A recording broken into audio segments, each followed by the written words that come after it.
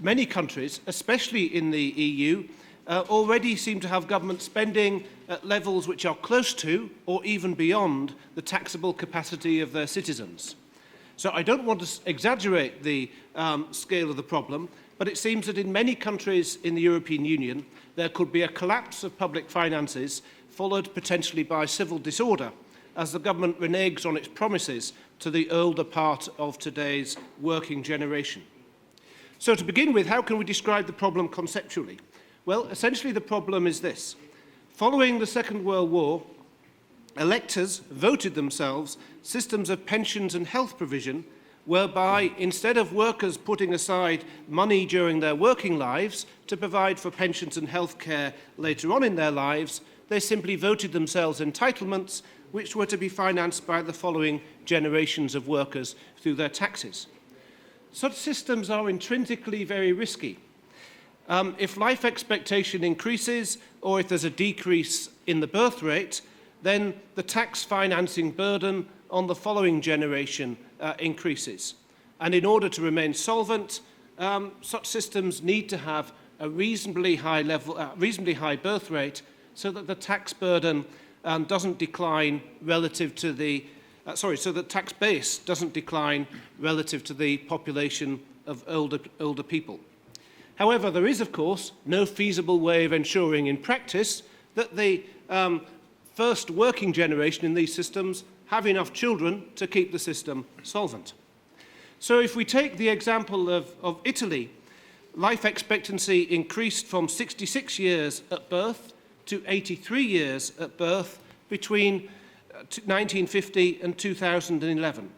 And at the same time, the birth rate has remained stubbornly low and is now about 1.4 children per family.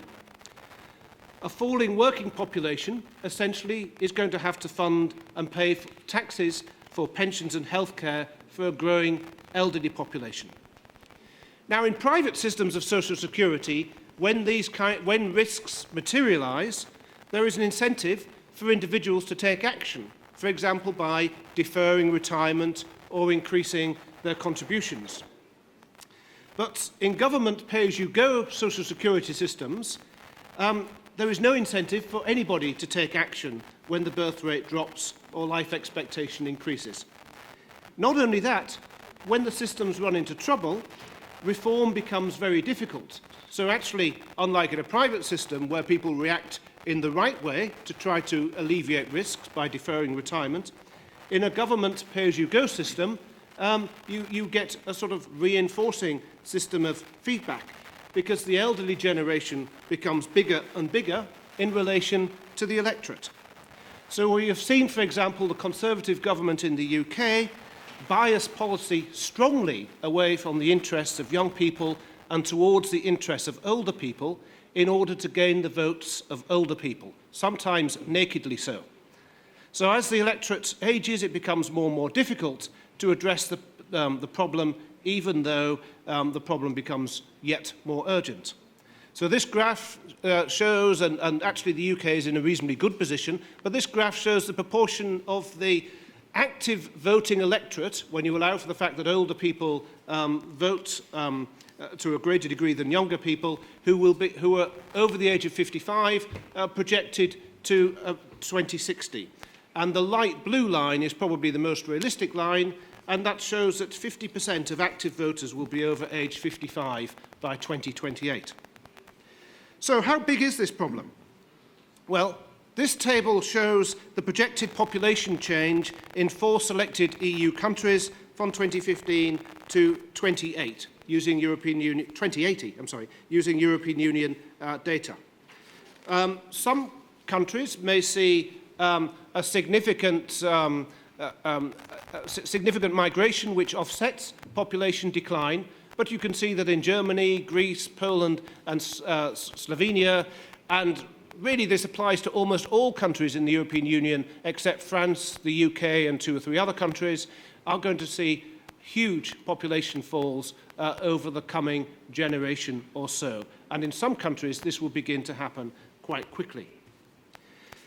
One way of measuring the impact of population decline on on the fiscal situation is to look at the dependency ratio, the ratio of people over age 65 to the size of the working generation.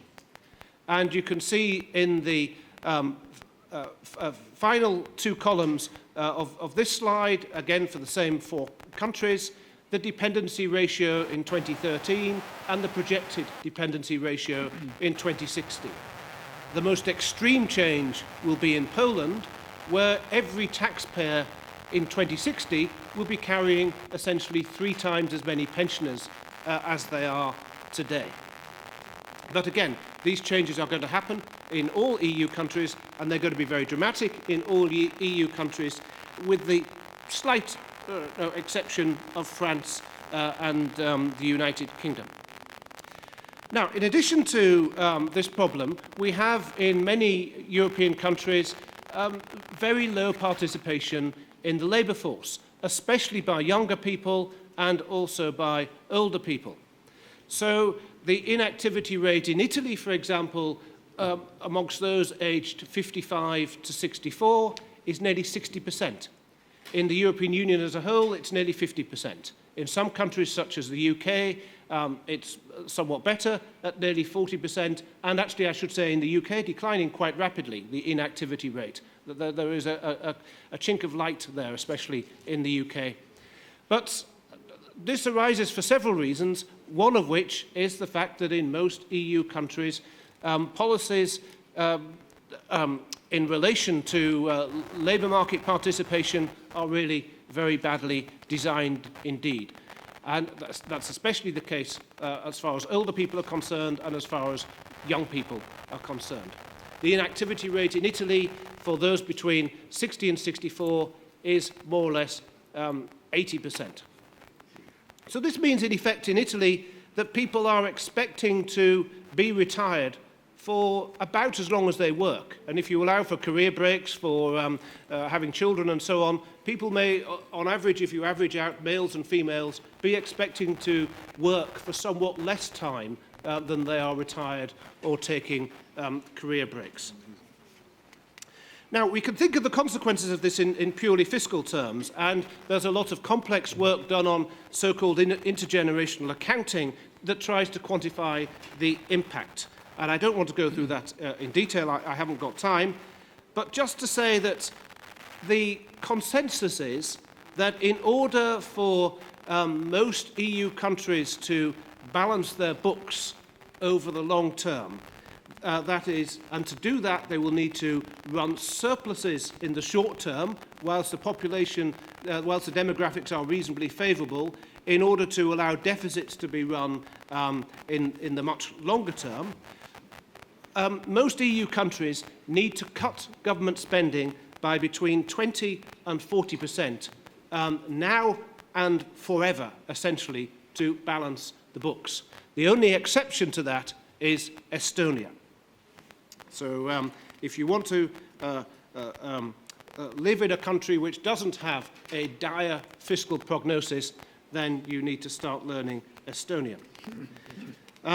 Or you could go to Australia, Switzerland and Chile outside of the EU. There aren't many countries, actually, in the whole of the developed world where this is not a problem. So what can we do about it? Well, some comments have already been made on that. The low-hanging fruit really involves increasing taxable capacity, increasing the tax base, from labour market deregulation and the tightening up of things like disability pensions, early retirement pensions, and this kind of thing, in order to raise these ridiculously low labour participation rates which exist in a number of countries. No, this is really very low-hanging fruit indeed in policy terms, certainly as compared with the alternatives. Of course, we could try to reduce pensioner benefits, healthcare provision and this type of thing. This is obviously difficult politically. Somewhat easier politically is to raise the state pension age. If you raise the state pension age, this does not obviously affect people who are already in receipt of the state pension. Therefore, you somewhat ameliorate those problems of the older part of the electorate wanting to not support reform. And in most EU countries, actually, you find that young people are quite comfortable with rises in the state pension age, probably largely because they don't expect to receive a state pension in any case, so raising the age at which they won't receive it doesn't really make any difference. The only exception to that is France, where younger people seem to object to all reform of the welfare system. Thirdly, and perhaps this is trying to smuggle another one of my sort of pet policy desires into a discussion about something else.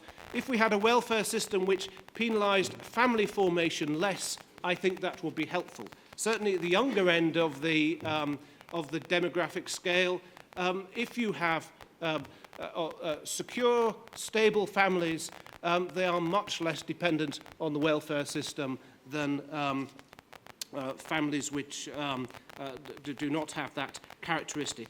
And stronger, more extended families can also, of course, help in the job of caring for elderly people, so that function resides where it belongs, with the family rather than the state.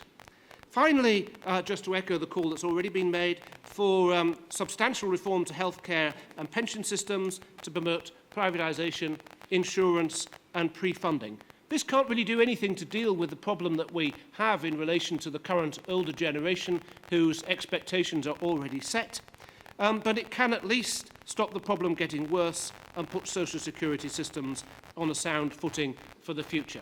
It's tempting to not bother with this policy proposal because the effects are so long term, but people have been talking about it now for 20 or 30 years, and if it had been done 20 or 30 years ago, the situation would look a lot better than it does today. Finally, if I could just say that when we do privatise social security, it is important that this is done in ways that are clever institutionally. We've seen how in Hungary, Argentina and Poland that the government has effectively stolen private pension savings in order to pay off government debt, whilst giving the holders of those private pensions promises of future state pensions in return that are off the balance sheet. And it's important that any pension reform stops that happening in the future. Thank you.